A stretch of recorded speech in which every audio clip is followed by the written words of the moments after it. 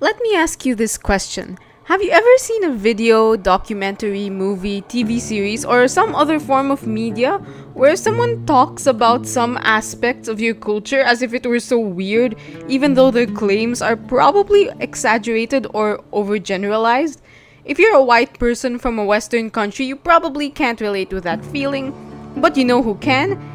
Jet, the best girl NPC from the hit game Genshin Impact. Imagine having your own distant uncle tell you that the god your people worshipped was a raging tyrant, making it seem like you hold the wrong values even though he's the one who doesn't know shit about your actual culture and history. Yeah, she had to deal with that, and it's not an isolated case at all. The people of Sumeru's desert had lost some important ties to their cultural heritage, and while trying to pick up the pieces that remain, the academia from the forest decided to retell the history of desert civilizations based on egregious biases that succeeding generations hardly dared to question. Undoubtedly, things are becoming much better now after the events of the Sumeru Archon quest and the acknowledgement of the merits of strong-willed desert dwellers such as Candice, Dia, and Sino, plus some others like Setaria, Rahman, and Jet as well, of course. However, there's still a long way to go when it comes to refining anthropological studies on the desert, and I believe it is Sethos that can really help with this endeavor. So yes, in this video, I'm going to discuss the importance of Sethos' role in preserving, communicating, and innovating some of the most forgotten bits of desert culture and why he's a character that's worth looking forward to because of this. If you find this sort of take interesting, I hope you could consider subscribing to the channel to follow my content. Before I get into the video though, please beware of Sino's story quest spoilers all throughout, so click off if you don't want to hear them.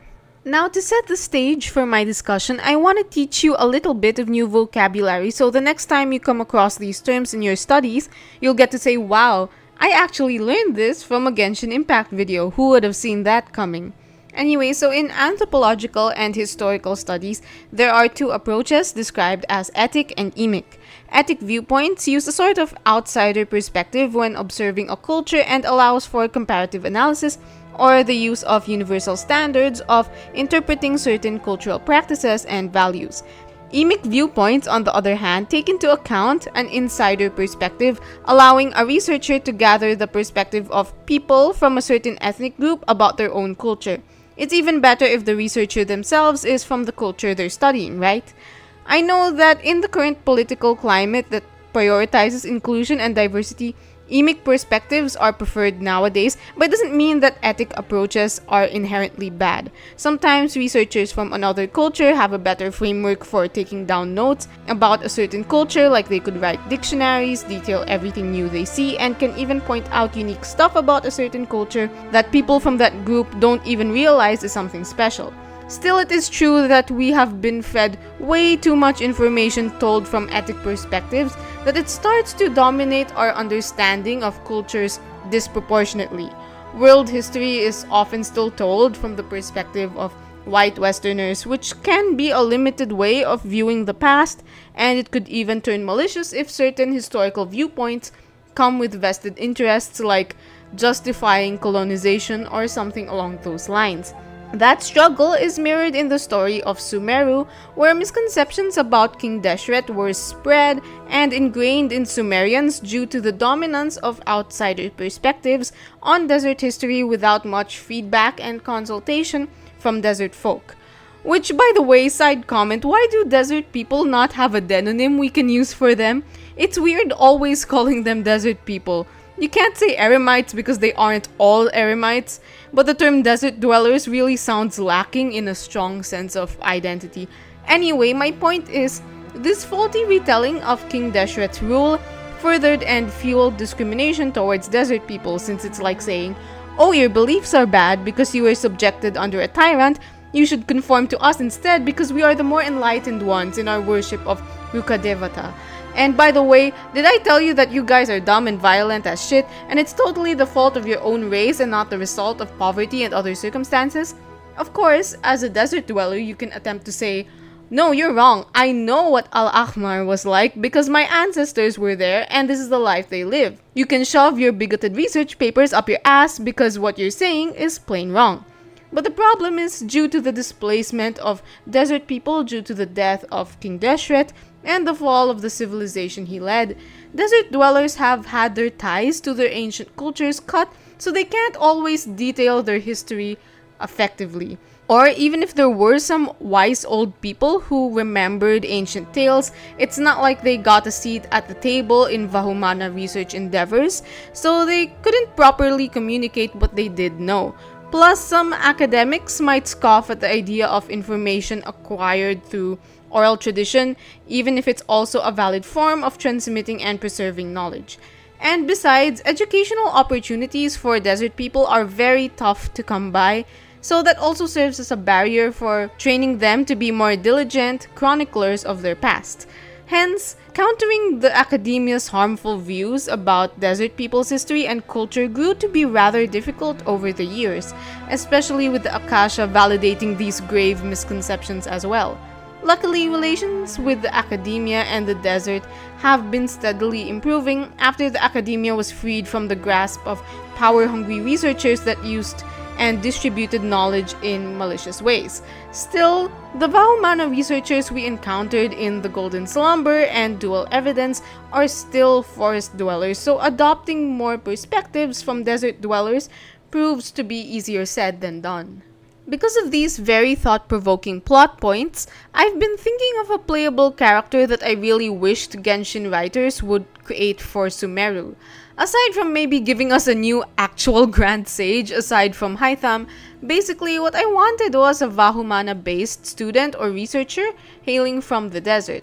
That would help to bring in an Emic perspective on social science papers related to the desert, and it would also help us fill in a Vahumana scholar that isn't Hat Guy. I mean, don't get me wrong, he is exercising his due diligence in writing critiques on some aspects of Inazuman history, but it's not a highly committal endeavor, so I doubt that he went to classes or learned frameworks for how to unearth historical archives, conduct focus group discussions with members of a certain culture, and things like that. In a country where lots of new discourse has come up about the social issues that its citizens have faced, not having a go-to social scientist in the main cast feels like a missed opportunity. And on top of that, it's a missed opportunity to make room for yet another desert-dwelling playable character aside from the only three we have. Sino, Dia, and Candice are phenomenal characters and showcase three unique experiences of living with the heritage of King Deshret, harnessing different strengths, facing various forms of discrimination and fighting against them, as well as showing the range of stories that can arise from a single culture. Still, their detailed knowledge on ancient customs and events are patchy due to the difficulties their ancestors faced. I doubt they'd be able to understand nearly every single hieroglyphic out there, operate almost every single primordial construct, or recount a comprehensive timeline encompassing key events of King Deshret's civilization. I mean, I doubt anyone is capable of that, but coming close to a high level of mastery about one's culture is something to strive for. Again, I don't blame these three characters for not always showcasing the deepest understanding of their own background due to circumstantial factors, and I don't blame Hoyoverse for writing them that way because it feels so realistic. As someone from a colonized nation, I know how it feels to lose important cultural artifacts and have difficulty absorbing them back into our collective consciousness. However, showing someone who can overcome these challenges would help to shine a bright light for Sumeru's future in understanding both halves of its nation. Luckily, Sino's story quest introduced us to a mysterious yet approachable character who can fill in this gap for us. Now let me clarify, Sethos does not exactly fit into the role I described. He's still not a Vahumana researcher, so congratulations Scaramouche fans, you still win at everything at this point. Regardless, his affiliation with the Temple of Silence allows him great access to historical and cultural records about King Deshret's civilization, according to a record-keeping process done by their own people. He's not just familiar with the literature, but also enacts those customs shown through his combat skills being rituals and him even saying "Glory to Al-Ahmar" in his burst. He is also familiar with some forms of King Deshret's technology, which counts towards cultural preservation of knowledge systems and might allow him to unlock more ruins for archaeological investigation in the future. The version 4.7 livestream describes him as being able to gain access to education despite it being a rare opportunity among his people. And that's because of the way he was raised in the Temple of Silence. The Temple of Silence's description on the map states, "History is consigned to silence, and the dead are tragically forgotten. They keep silent vigil over all that is ancient." In here, Sethos is considered part of the they that the statement is referring to. Not that the time he spent at the organization was perfectly sparkles and rainbows because he was used for experimentation, but with him getting to experience both the dark side of devotion to King Deshret and her Manubis, as well as the way their beliefs strengthen their abilities and sense of community, he is in a position to weigh in on his culture accurately, sensibly, and insightfully. Although he's not exactly a Vahumana scholar as I envisioned my ideal new Sumeru character to be, in some sense his character could be much better than the concept I thought of. Having a new dedicated Vahumana scholar would have been nice to complete the roster, but there's also something quite revolutionary about a character who literally undertook an entirely different form of education from the mainstream. And this form of education stems from his own culture. His entire way of sorting through, processing, and interpreting knowledge may be different from the way the academia does it. Like he probably didn't grow up with the Akasha, and he might have been trained using different frameworks for how to study history. This is just an example, so don't take this to be a factual statement. But let's say perhaps the desert people told their history in poetry, so his idea of how to relay history is now completely different from the sort of descriptive prose you find in Vahumana textbooks. And his educational background can truly help him account for his own culture using a truly Emic perspective.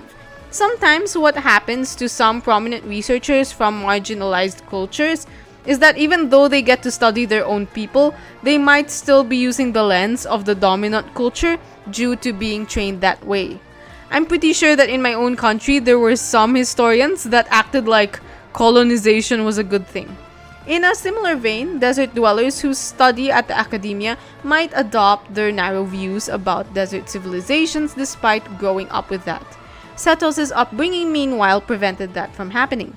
That's why I believe that Sethos really is an important character for Sumeru and fills the role of a cultural representative in such a unique way. With a combination of his deep understanding of ancient culture, history, and literature, as well as his natural open-mindedness, he can serve to strengthen the bridge between the desert and the forest by asserting his cultural values and better informing people of them. Kindness towards desert people may be lacking without the proper understanding of them, so by filling in this knowledge and perspective gap, he may help the academia know how to better treat people from the desert, cater to their needs, and form partnerships with them. In line with this, I don't know if it has dawned on Genshin players just how much power Sethos has gained after the event of Sino's second story quest. Like, sure, he's a 4-star, sure, he lost his Hermanubis powers, sure, he's tiny and huggable, and I call him my son even though he's probably in his mid-20s and I'm just 20, but anyway, the political and social position he is in makes him really very influential. Firstly, with his entire organization, he leads the people there so he can set the directions for their collective goals. Secondly, the organization is of great interest to the academia since it possesses a lot of knowledge that they would like to gain access to. In a sense, I would consider Sethos to be like a grand conservator, aka max level librarian, aka the Sumeru version of Lisa, just because of how many records are in his organization's custody. Third, his position allows him to play a diplomatic role in dealing with the academia as a cultural representative, someone who can speak on behalf of desert people with the knowledge he's accumulated and the lifestyle he's lived. Lastly, he's also very charismatic with how sensible and approachable he is, that he can get people to hear out what he has to say, and he can get them to approve his proposals smoothly. It's no wonder that Sino appointed him to the position of the temple's leader, despite Sino technically being the chosen leader due to him having both Ba fragments of Hermanubis' soul. Leading such an important organization requires expertise from being a member of it, more than just possessing a singular kind of spiritual power. It's also really refreshing to have someone like him be in that position, as a contrast to predecessors like Ba Moon, who have been more concerned with harnessing Hermanubis' power and by extension King Deshret's power to uplift the Temple of Silence and its members, rather than imagining how these pieces of information can uplift the rest of society. In fact, with how much secrecy the Temple of Silence had been maintaining, it seems to me like they also failed to benefit their own fellow desert dwellers who are not part of the organization. They probably knew how badly detached their people were from their culture and history, and how much they lacked access to education and still hoarded knowledge for themselves. Of course, I do realize that the Temple of Silence probably had to stay hidden to protect itself from infiltration and harassment from the academia, but now's the perfect time to open up to them, and Sethos is the best person to facilitate that process. Like I said, he thinks in a more modern way, showcases empathy, and understands his tradition very well. Plus, he's very easy to get along with.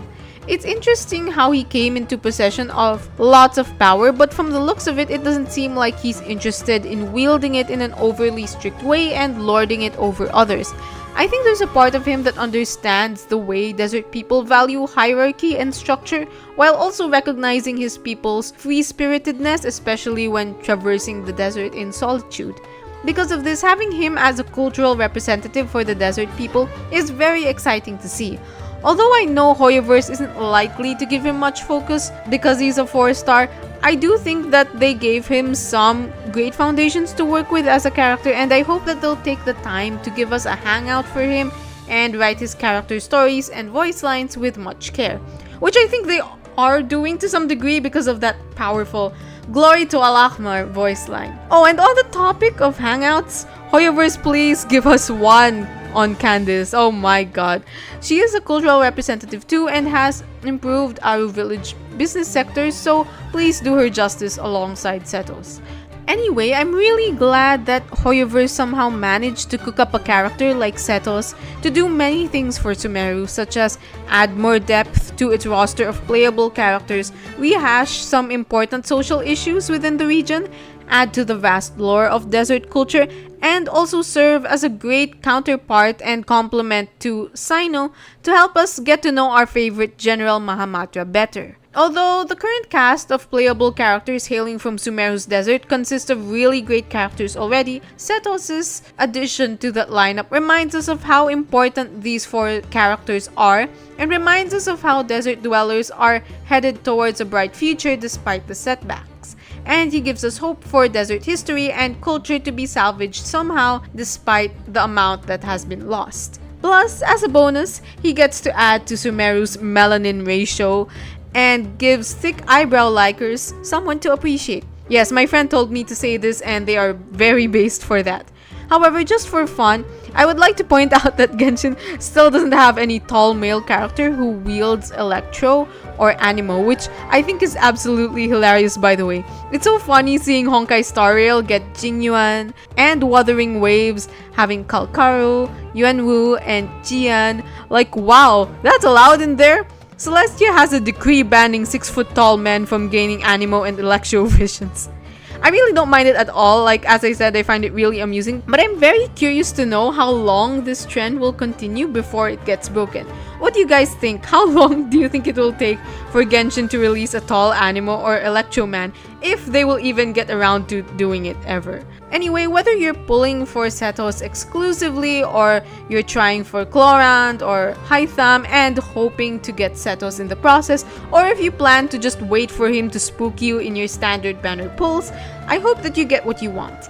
If you found this video to be insightful, then make sure to leave a like, and if you're new around here, I hope you could consider subscribing to my channel to catch other explorations of social issues like this one. That's all for today, and stay tuned for my next long-winded ramble.